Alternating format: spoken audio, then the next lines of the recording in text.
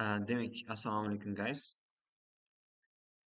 Bitta mavzuni tushuntirishim kerak edi, shuning uchun video olyapman. Bu time mavzusi, ingliz tilida vaqtni qanaqa aytish. Videoni mana tepaga joylashtirganim sababi, e'tibor bersam, mana pastki joyda yozuvlarga xalaqit berib qolyapti ekan, shuning uchun tepaga qo'yib qo'ydim. Xalaqit bermasin deb. Demak, vaqt ingliz tilida vaqtni aytish bo'yicha har xil darajalarda har xil usullar o'rgatiladi. Demak, hozir men birinchi beginner darajadagi oson uslubdan boshlab, keyin elementary darajadagi ozroq murakkab uslubni tushuntiraman. Birinchi oson uslubda vaqtni aytishni o'rganamiz. Bu juda ham oson. Birinchi o'zi vaqt qanaqa so'raymiz?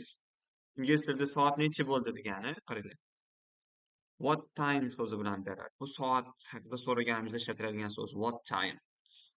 What time is it desam, soat necha degani. What time do you dedik.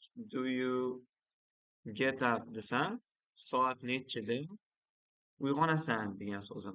What time so'zi soat nechiligini so'rashda ishlatilar ekan. When so'zini ishlatsanglar ham xato emas. Qachon degani. When is it demaymiz ko'pincha. When do you get up deyishimiz mumkin. Qachon uyg'onasan. What time aniq soatiga nisbatan ishlatiladi. When qachon degani. What time is it degani soat hozir nechi bo'ldi degani. Demak, hozir nechi bo'ldi deb so'rasa, biz it bilan javob beramiz. Chunki vaqtlarga nisbatan it so'zi ishlatiladi ingliz tilida. It is, misol uchun 2:45 desam, 14:47. It is 14:47. Endi juda ham oson ekan. Nima qilinadi? Birinchi soatda aytamiz. Undan keyin minutini shunaqa raqamini aytib qo'ysak bo'ldi. Endi buni mamlaqa aytsak ham bo'ladi. It is 2:47 p.m. desam ham bo'ladi. Bu endi PM so'zi obeddan keyinligini bildiradi. Ya'ni kechki deymizmi endi shunaqa. Kechkiga kirmaydi o'zi, masalan, tushdan keyingi 2 bo'ldi. Soat tushdan keyingi 2:47 degan. Bu oddiy uslubda gapirishimiz. Ya'ni oddiy uslubda birinchi soatni olib kelamiz, keyin undan keyin minut. Necha daqiqa o'tganligini aytishimiz kerak, sonlar bilan bo'ldi. Soat so'zini, minut so'zini ishlatish majburiymiz. Lekin sizlar ertalabki yoki kechqurunligini bildirmoqchi bo'lsangiz, PM yoki AM so'zini qo'llashlaring mumkin. Shu PM o'rniga men agar AM so'zini qo'llaganimda, bu sahargi yarim kechasi 2:45 bor-ku, tongga yaqin. O'sha narsa bo'lib qolardi. Endi keyinroq uslubimiz, elementary darajadagi uslubimiz qanaqa? Demak, biza soatni what time is it deb so'raydi. To'g'rimi? Endi soatimiz qanaqadir soat, farqisi yo'q. Любой bitta soatimizdan qo'yamanda, o'sha soatdan 00 minut o'tgandan, o'zi 01 dan aslida 01 minut o'tgandan toki o'sha soatdan 30 daqiqa o'tgungacha past so'zidan foydalanamiz. Past tili o'zbek tilida o'tdi degani. O'tdi ma'nosi. To'g'ri, o'tgan zamon ma'nosi emas. Bunda hozir yaxshilab e'tibor beringlar. Bu nechadir daqiqa, nechadir minut o'tdi degani. Minut o'tdi deb tushuntiring. Misol uchun deylik, soatim 8:15, 10 deylik, 8 dan 10 ta o'tdi. To'g'ri, demak mana 30 dan kichkina ekan. 8 dan 10 ta o'tdi degan so'zni ishlatmoqchiman. Bu gapim qaranglar mana.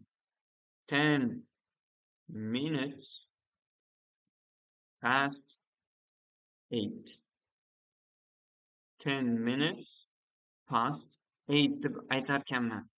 Endi sizlarga buni qanaqa shaklda tuzilishini aytaman. Demak, birinchi bizada minut kelar ekan. Minutdan keyin past so'zi kelar ekan. Keyin soatimiz kelar ekan. Takrorlayman. Ya'ni soat nechidandir necha minut o'tganini aytmoqchi bo'lsak, birinchi minutimizda olib kelarkanmiz. Keyin o'tdi deb soatni qo'yarkanmiz. Ya'ni endi o'zbek tilida teskarisi, o'zbek tilida 8 dan 10 ta o'tdi deymiz, ular boshqacha aytadi. 10 minut o'tdi 8 dan deydi. Yoki 25 minut o'tdi 10 dan. Yoki 15 daqiqa o'tdi soat 21 dan deb aytishi mumkin. Faqat e'tibor beringlar, bu 1 minut o'tgandan 30 minut o'tgungacha ingliz tilida shunaqa bo'lishi kerak. O'zbek tilida farqi yo'q. Biz 30 minutdan keyin ham aytaveramiz o'tdi deb. Mana bir ikkita misol yozay. Mana 7:25 bo'ldi. Demak, nima deyotganmiz buni? Birinchi minutda olib kelamiz. Qancha? 25. 25 minutes past 7. Abid kechqurungi soatni qo'ying. 20 dan necha deymiz? 24 minut o'tdi deylik. Demak, 24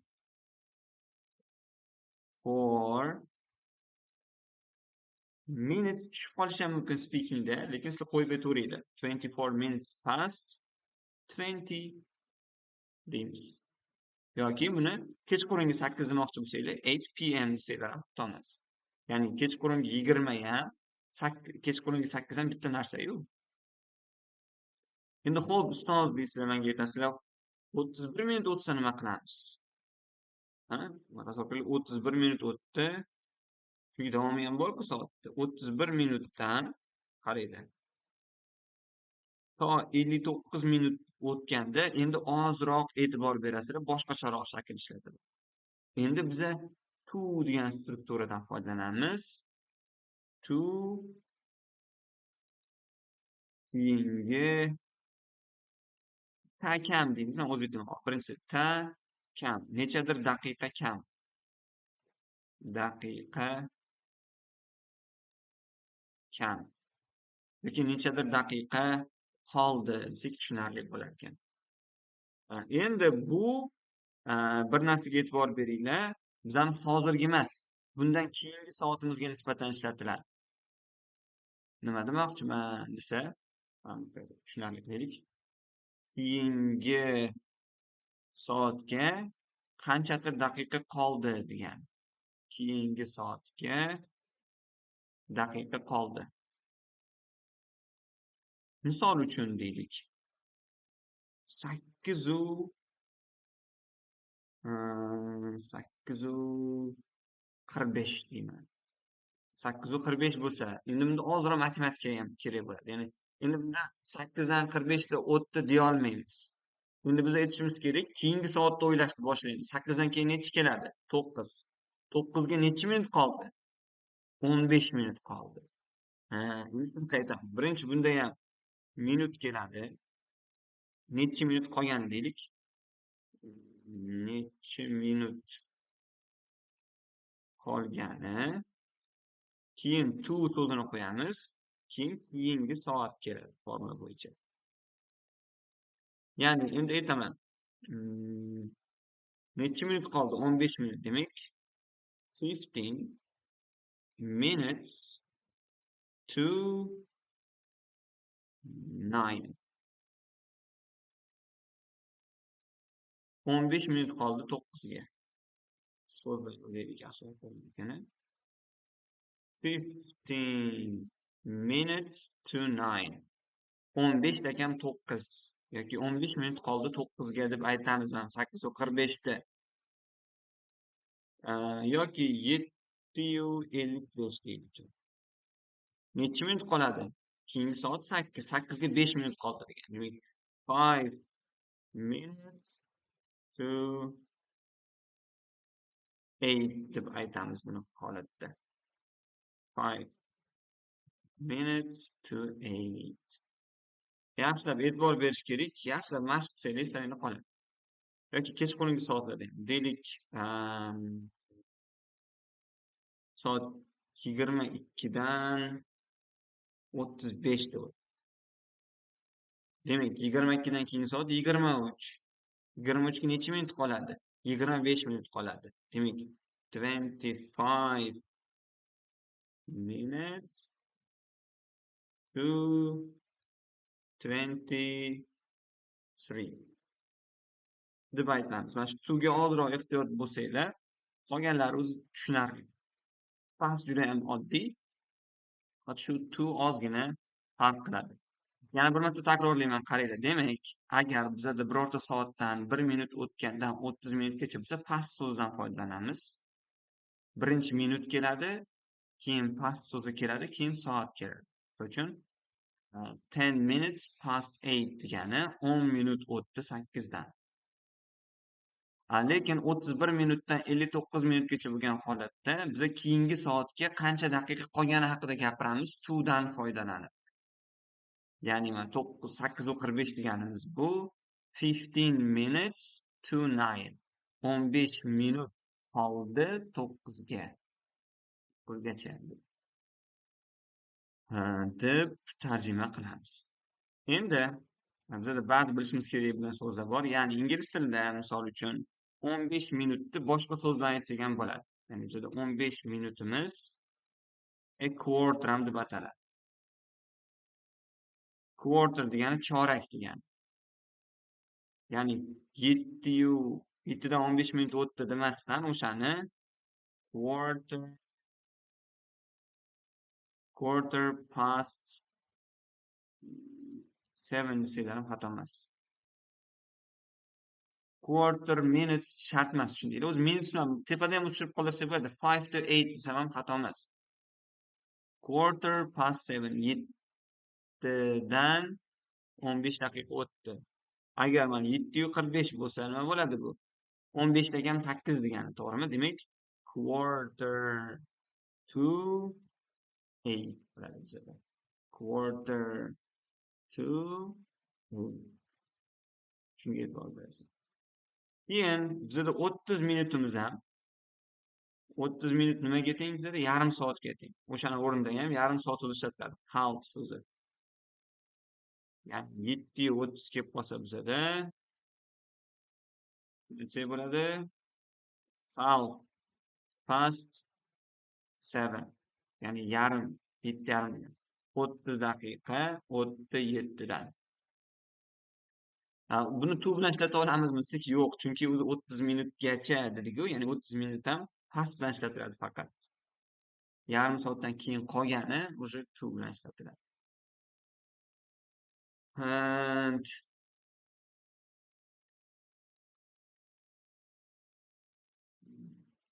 Menimcha tushunarli bo'ldi.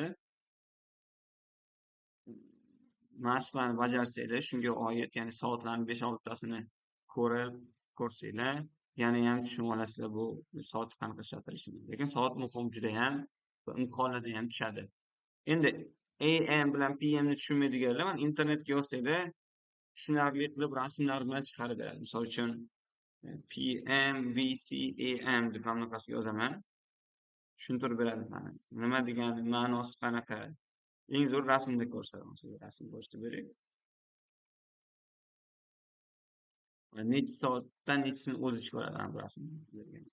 Kiraylikchi. Tarosatlik bormi? Mana.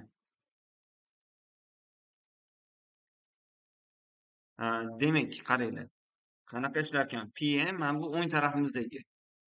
Abedki 12 dan boshlanadi PM. Mana 12 PM desa, abedki 12 ni tushunasizlar.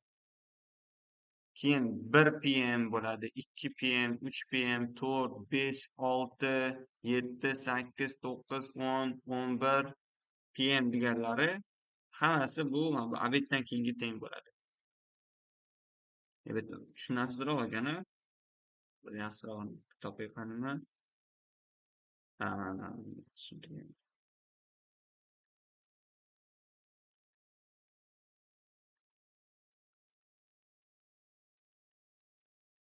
Mana kechqurungi 12 dan abedkigacha AM bo'lar ekan. Abedki soat 1 dan boshlasada kechqurungigacha PM bo'ladi. Shunday mana 13 ta o'rniga 1 PM deysizlar, 14 ta o'rniga 2 PM, 13 ta o'rniga aytdimu 15:00 3 p.m. 3 p.m. deb o'shanaqa aytishimiz kerak bo'ladi. And okay, I think that's enough. Manimcha yetarli bo'ldi. So good luck, guys.